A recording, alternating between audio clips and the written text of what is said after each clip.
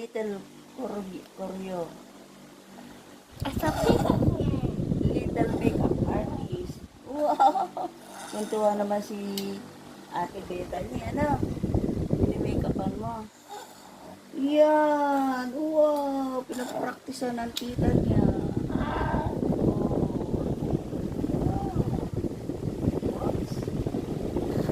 Yan! Pinagpraktisan po. Yan! Wala ka ng lipstick. Oh. Wala. Oh. Okay. Oh, lipstick naman.